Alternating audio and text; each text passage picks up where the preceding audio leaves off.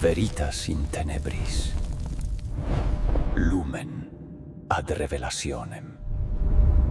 Hello everyone, welcome back to Obscure Testament.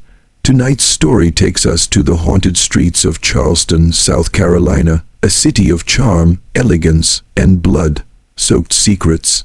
It's the year 1856, and beneath the polished surface of Southern society lies a tale so scandalous and tragic that even time itself seems to have buried it in silence.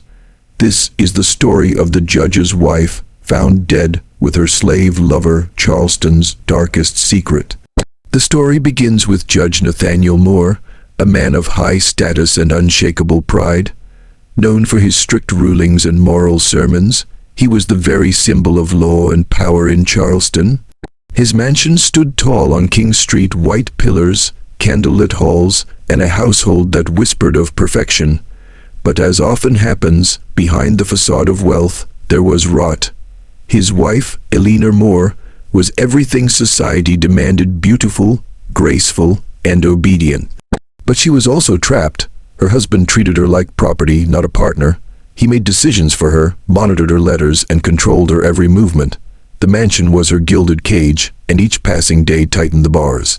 Among the house servants was a man named Samuel Young, quiet and intelligent beyond what anyone gave him credit for. Samuel had been sold to the Moors 5 years earlier, his back marked by the whip of another master. But there was something different about him. He carried a strange calm, a defiant dignity that made others uneasy, and Eleanor noticed. It began innocently: brief glances, polite exchanges of words during chores, and quiet moments shared when the judge was away on business. But soon, those moments grew into something forbidden. Samuel would leave small wildflowers near Eleanor's window, and she would smile at him when no one was watching. In a world built on cruelty and ownership, they found in each other something pure, a secret love born in darkness. But secrets in Charleston never stayed hidden for long. Whispers began to spread among the servants. The judge's temper grew colder, sharper. He noticed changes: the way Eleanor smiled less when he entered the room, the way Samuel avoided his gaze. The judge's pride could not tolerate humiliation, and so he began to watch.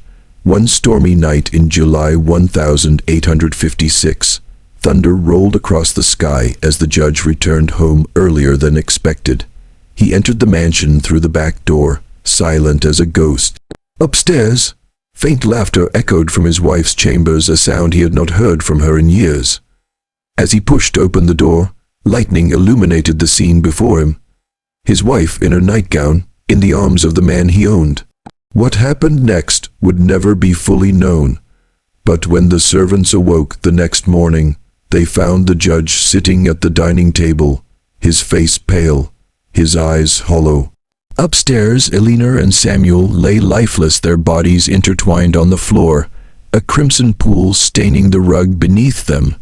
The official report claimed it was a crime of passion. The judge had discovered the affair, killed them both, and then called for the authorities. But there were details that didn't fit. Neighbors spoke of hearing not one, but 3 distinct voices that night: a struggle, a woman's scream, and a man's final gasp. Yet when questioned, the judge's answers were precise, rehearsed, almost cold. He was never charged. The matter was quickly silenced by Charleston's elite, who feared scandal more than justice. Eleanor and Samuel were buried separately, she in the Moore family plot, and he in an unmarked grave beyond the city limits. But soon after, strange things began to happen. Servants refused to stay in the mansion after dark. They claimed to hear footsteps pacing in the hallways, a woman crying softly in the attic, and the sound of a man's chains dragging across the marble floors. The judge dismissed it all as superstition, but his nights grew restless. He was often seen wandering the halls, muttering his wife's name, clutching a Bible in trembling hands. Some said they saw him standing near the window of Eleanor's room at dawn, staring out into the empty gardens where Samuel once worked. One night, the judge disappeared. His servants awoke to find his bed untouched, his robe folded neatly by the fire. The front door was ajar, and muddy footprints led down the path toward the old well behind the property.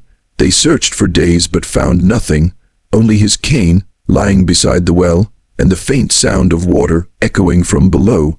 After his disappearance, the mansion was sold and abandoned repeatedly. Every new owner claimed to hear the same sounds: whispers in the parlor, footsteps on the stairs, and sometimes two ghostly figures seen together in the moonlight. A woman in a white gown and a man with chains around his wrists, holding her hand.